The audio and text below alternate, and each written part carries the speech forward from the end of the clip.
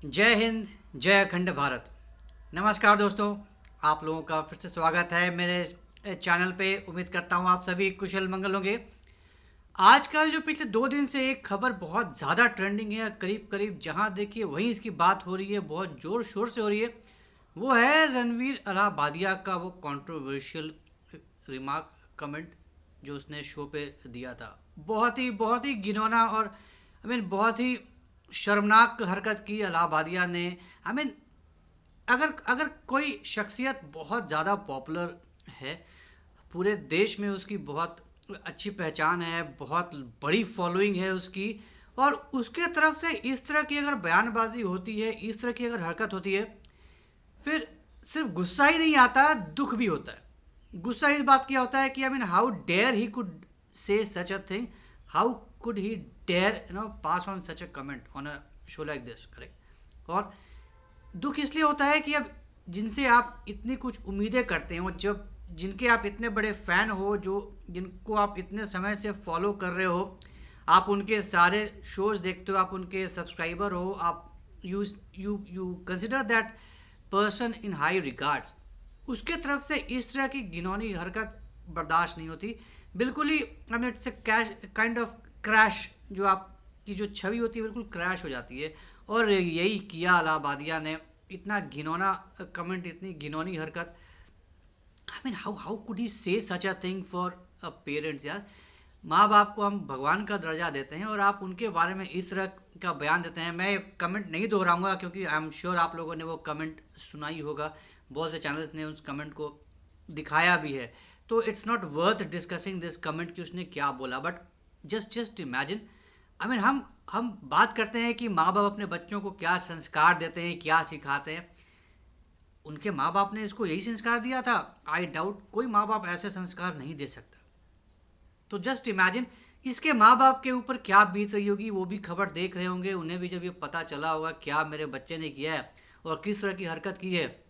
अभी तक अपने बच्चे के बारे में सोच सोच कर इतना जो माँ बाप खुश होता आ रहा है इतने समय से, फूले नहीं समाता है दिन दुनिया में, पूरी दुनिया में सीना चौड़ा करके अपने बेटे के बारे में बात करने के लिए, उसके तरफ से इस तरह का घिनौना और भद्दा कमेंट आ गया सामने। और ये इतना हो हंगामा पूरे देश में, और अब एफआईआर लॉन्च हो रहे हैं, कोर्ट से समन हो रहा है, और पूरा पूरा देश कह लीजिए पीछे पड़ गया है इसके।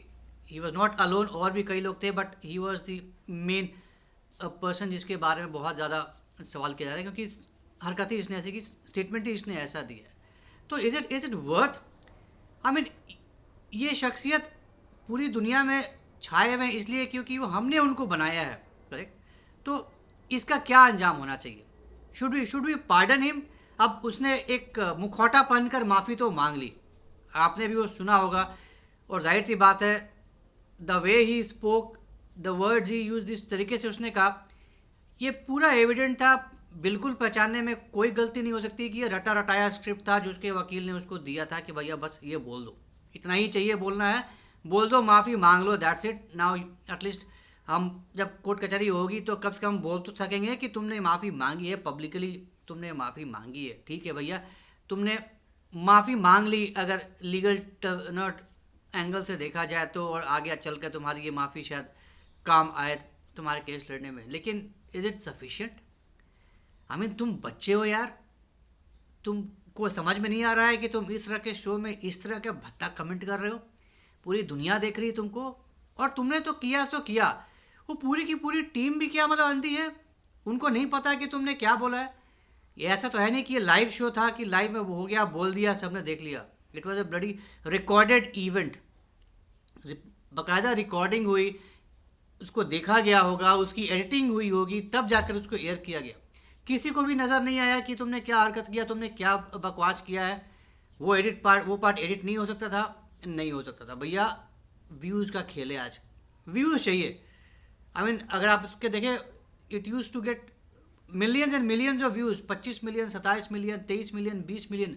तो ये प्योर एंड प्योर व्यूज़ का खेल है कि भैया आजकल तो आप कोई भी उठा के, ये जो डार्क कॉमेडी जो होती हैं, जितने भी आजकल सो कॉल्ड रोस्टर्स होते हैं, आजकल बिना गाली गलौज के कोई बात होती ही नहीं है। ऐसा लगता है कि आजकल के ज़माने में आजकल के लोगों को जो यूट्यूब देखते हैं उनको बिना इसके समझ में नहीं आता कोई शो। अगर हंसी मजाक है तो हंसी मजाक में ये मैंडेटरी है कि आपको इस तरह का लैंग्वेज यूज़ करना है। तो इसका मतलब ये है कि जो सीधा बिना गाली गलौज यूज़ किए हुए, बिना कोई अपशब्द, बिना कोई डबल मीनिंग वाले स्टेटमेंट्स बोल के अगर कोई शो करता है तो वो शो नहीं चलेगा। क्या इंडिया में और ऐसे बड़े बड़े कॉमेडियंस नहीं हैं, ऐसे शोज़ नहीं हुए आए हैं जो बहुत ज़्यादा पॉपुलर हुए हैं और उसमें कोई इस तरह की घटना नहीं हुई, कोई उलूल जुलूल स्टेटमेंट्स नहीं दिए गए हैं या डबल मीनिंग चीज़ें नहीं यूज़ की गई हैं। तो जल्दी जल्दी पूरा मतलब रातों रात फेम चाहिए, पैसा चाहिए, बिल्कुल ही millions and millions of subscribers चाहिए। तो हमें इट हैज़ इतना इतना गिर चुका है आज के डेट का ये रोस्टिंग का ज़माना कि व्यूज़ चाहिए, सब्सक्राइबर्स चाहिए, पैसे चाहिए। ठीक है, सब कुछ कमा लिया इन रोस्टर्स ने, इन यूट्यूबर्स ने, लेकिन इस हद तक गिर चुके हैं आज के डेट में। It's a shame, it's a bloody shame. तो मेरे हिसाब से he is not worth getting pardon. इसको कड़ी से कड़ी सज़ा मिलनी चाहिए। आई मीन इसकी जो मेरे हिसाब से जो सबसे बड़ी और कड़ी सज़ा ये होगी कि his followers should leave him, his followers should, अगर सब्सक्राइबर्स हैं तो अनसब्सक्राइब करना चाहिए and he should get a message, he should get a stern message कि बॉस आपको किसी ने अधिकार नहीं दिया है कि आप कुछ भी जो मर्जी कुछ भी सड़ा गला कुछ भी बोल देंगे और आप निकल जाएंगे हंसते हंसते आराम से, बिकॉज आपने ऐसा स्टेटस पा लिया है कि आप कुछ भी बोल देंगे, कुछ भी हरकत कर लेंगे, वो सब मान्य होगा, सब कुछ क्षम्य है। जी नहीं, you have to be within your limits, you have to understand the decorum, you have to maintain that decorum and then you have to go forward। आपको देखना पड़ेगा, आपको समझना पड़ेगा, आपको दायरे में रहकर ही कुछ भी करना है, जो कुछ भी करना है उसका ध्यान रखिए और हमारी संस्कृति का ध्यान रखिए। आप हमारी संस्कृति के खिलाफ जा रहे हैं, बिल्कुल ऑपोजिट जा रहे हैं। आपने वेस्टर्न संस्कृति अपना ली, बहुत अच्छा लगा, और आप उसी को आप भारत में घुला रहे हैं, उसी को आप पास ऑन कर रहे हैं। Please don't do that, please don't do that. मैंने भी रणवीर अलाहाबादिया के बहुत सारे एपिसोड्स देखे हैं, पॉडकास्ट देखे हैं, बड़े बड़े मिनिस्टर्स और कैबिनेट मिनिस्टर्स का पॉडकास्ट किया है। तो बोलते हैं ना कि कई बहुत सारे लोगों को सफलता हज़म नहीं होती, ये वही केस है, सफलता हज़म नहीं हुई। इतना ज़्यादा प्रधानमंत्री से अवार्ड भी मिल गया, तो भाई साहब आप तो बिल्कुल ही कहाँ से कहाँ पहुँच गए। अब आपने लेवल ही दूसरा पकड़ लिया, तब आपको लगता है कि अब आप तो भैया बिल्कुल ही यहाँ पर पहुँच चुके हैं, बाकी सब तो जनता बस यूँ है। आप तो मजबूर है यार, जनता मजबूर है, क्या देखेगी जनता, उनके पास चॉइसेस नहीं है, वो तो देखेगी ही देखेगी आपको। तो आपने ये मान लिया है और आपने ये सोच लिया है कि चलो कुछ भी बोलो, कुछ भी करो, कोई फ़र्क नहीं पड़ता, करेक्ट। और आपने माफ़ी मांग ली दिखाने के लिए दुनिया को, तो बस सब रफा दफ़ा हो गया, कोई टेंशन नहीं है। अब देखिए आगे आने वाले समय में और क्या क्या चीज़ें होती हैं, कहाँ कहाँ से समन जाते हैं, कहाँ कहाँ केसें फाइल की जाती हैं, बहुत से FIR लॉन्च किए जा चुके हैं। तो अब लेट्स सी आगे और क्या होता है। बट जो कुछ भी हुआ बहुत ही बुरा हुआ एंड मेरे हिसाब से ये क्षमा योग्य नहीं है। इसकी कड़ी से कड़ी निंदा होनी चाहिए, होती रहनी चाहिए, तुरंत 1 दिन 2 दिन में ही ये मामला ख़त्म नहीं होना चाहिए। हर प्लेटफॉर्म पे इसकी बुराई होनी चाहिए, कड़ी निंदा होनी चाहिए and strict action should be taken against him, और कड़ी से कड़ी सज़ा मिलनी भी चाहिए। ये along with the other people who are there on the stage, और जो और इसके साथ सहयोगी थे जो इस तरह की बकवास कर रहे थे। चलिए अब दूसरी बेहतर न्यूज़ की तरफ चलते हैं, और चलते हैं अपने प्यारे पड़ोसी बांग्लादेश की तरफ। जी हाँ, बांग्लादेश एक और दूसरा ट्रेंडिंग वर्ड, कुछ ना कुछ होता ही रहता है बांग्लादेश में। तो अब बांग्लादेश बहुत बुरी तरह से मुसीबत में फंसा हुआ है। जब से पंगेबाजी शुरू किया है इंटरिम गवर्नमेंट ने, जब से शेख हसीना को हटाया और मोहम्मद यूनुस भाई साहब आए हैं गद्दी पर, बांग्लादेश के बुरे दिन शुरू हो गए। आई मीन सपना तो बहुत कुछ देखा था, बहुत बड़ी बड़ी बातें सोची थी, लेकिन हो सब कुछ उल्टा रहा है।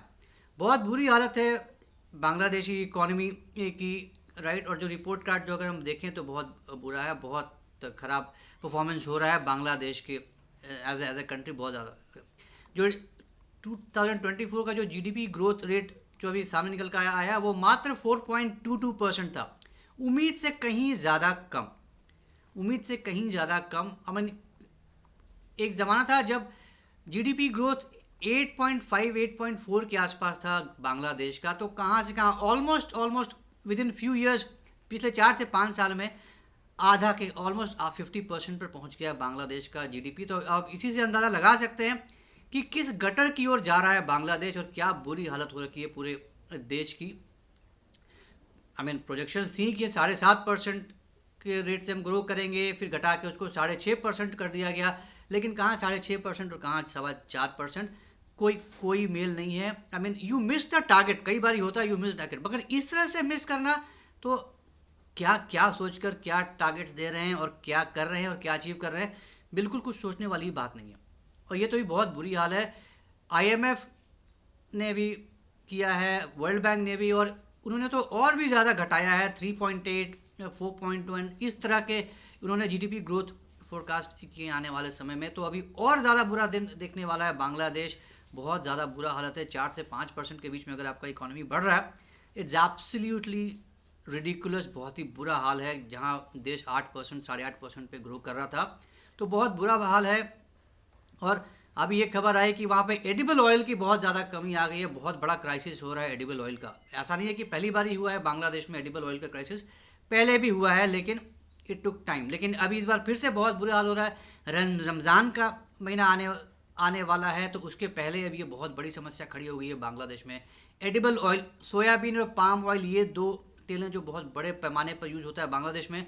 बहुत बड़ा इम्पोर्टर है बांग्लादेश सोयाबीन और पाम ऑयल का, और बहुत बड़ी मात्रा में इंपोर्ट भी हुआ है, लेकिन उसके बावजूद बहुत ज़्यादा महंगा हो गया। लाइक 250, 175, 180 रुपये, 180 टका, वहाँ तो टका यूज़ होता है, तो 175 या 180 टका पर लीटर के हिसाब से बिक रहा है, जो कि बहुत ज़्यादा महंगा है। करेक्ट, हम भी एक टाइम था जो भारत में भी ये प्राइसेस झेले थे, लेकिन अब तो काफ़ी ज़्यादा नीचे आ चुका है, 150 या उससे कम आ चुका है। तो बहुत ज़्यादा प्रॉब्लम हो रही है बांग्लादेश में। कॉमन जनता